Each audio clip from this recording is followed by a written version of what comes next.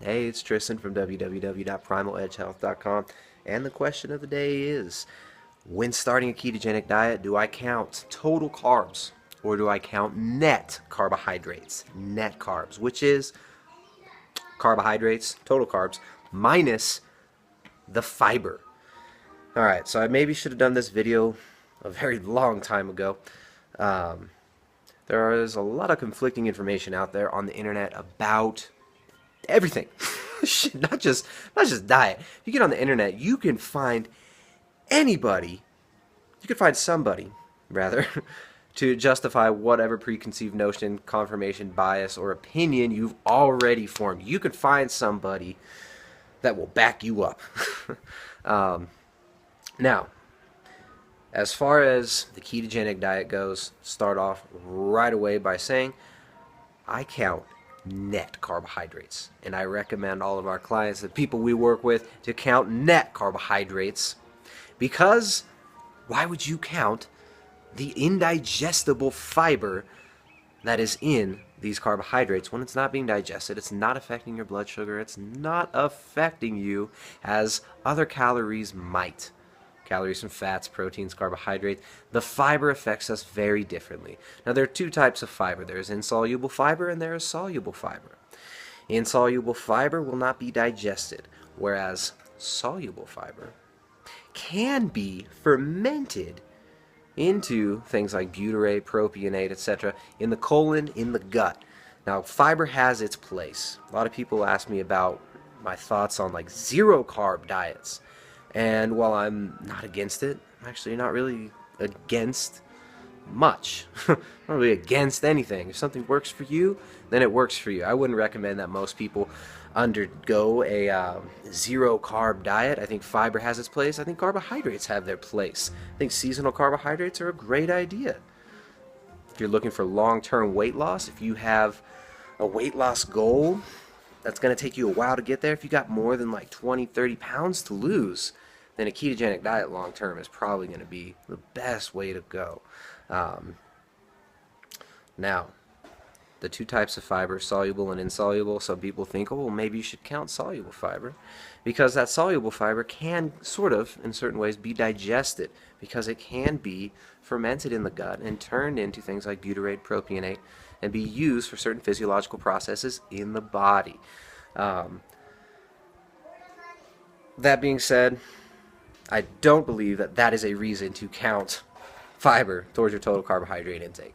In most people, soluble fiber is going to result in lower blood glucose. In most individuals, soluble fiber is going to be very beneficial for the gut bacteria. Gives it something to feed on. It is a substrate that the gut bacteria feeds on. Creating butyrate in the gut is very important, especially for satiety. Satiety being the number one benefit for weight loss that a ketogenic diet can give. So, total carbs versus net carbs.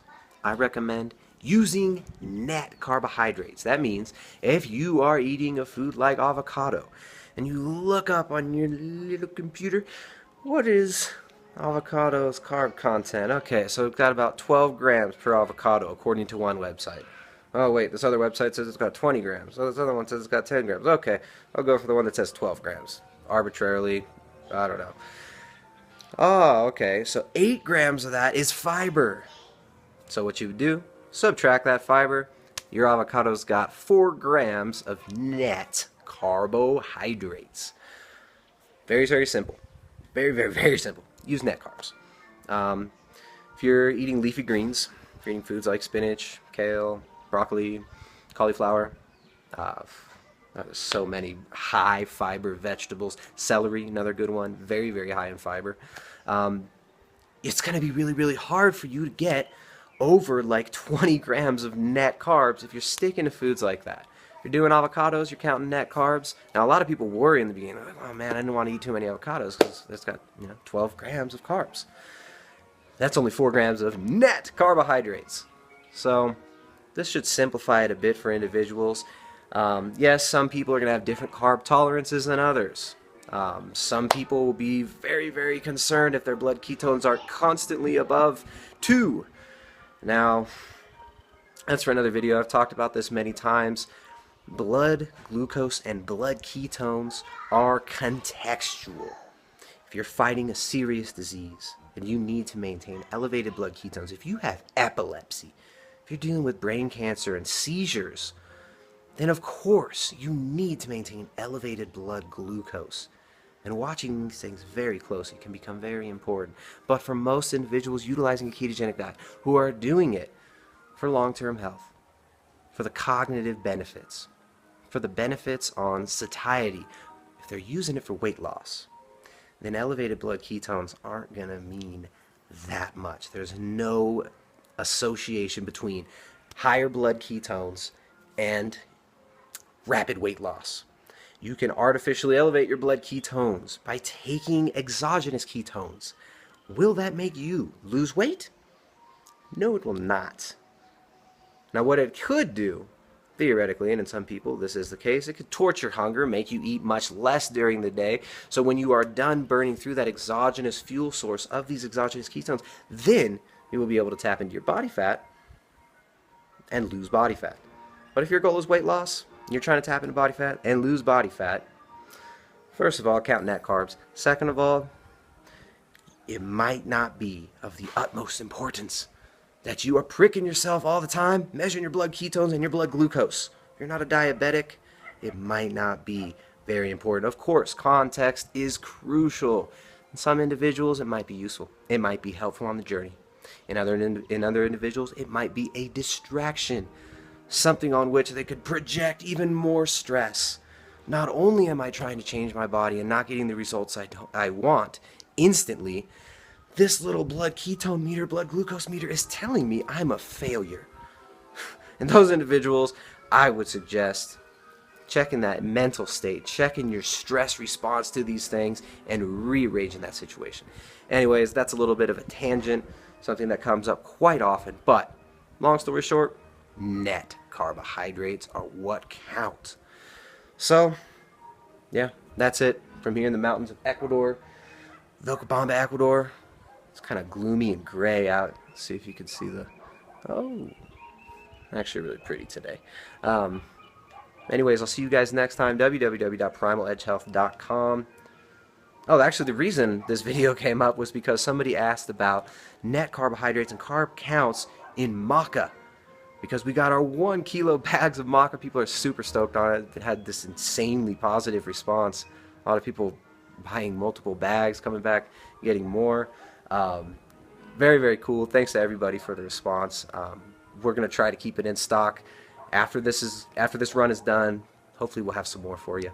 But we do have more maca, and the free maca ebook is online on our website, www.primaledgehealth.com. Maca, the Andean adaptogen, all about the maca root from here high in the Andes. Powerful adaptogen, helps the body adapt to stress. Now, if you're stressing over that blood glucometer, maybe you should rearrange your priorities.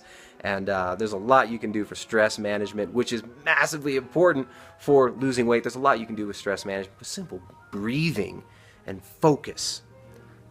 Anyways, the net carbs on our maca for 3 teaspoons, which is a really hefty dose. Actually, most individuals are able to take about 1 teaspoon and feel the effects, feel that energizing effect. It's a non-stimulant energy. It's like a steady adaptogen type energy, very similar that I get from reishi or shaga or something like that. Maca is very, very powerful, but 3 teaspoons, got about 5 grams net carbs. Little bloop, drop in the pond. You're trying to stay under 30 grams net carb, and you're eating things like spinach, cucumber, celery, kale, avocados. It's really, really hard to hit over like 20, 30 grams of net carbs. Anyways, you can check it out, www.primaledgehealth.com. If you want coaching, hit us up at the coaching section. We've got more to come. Maybe do another pregnancy update with Jessica soon. The garden's looking good down below. Probably do a garden update. More podcasts. Awesome guests to come. I'll see you guys next time. Bye-bye.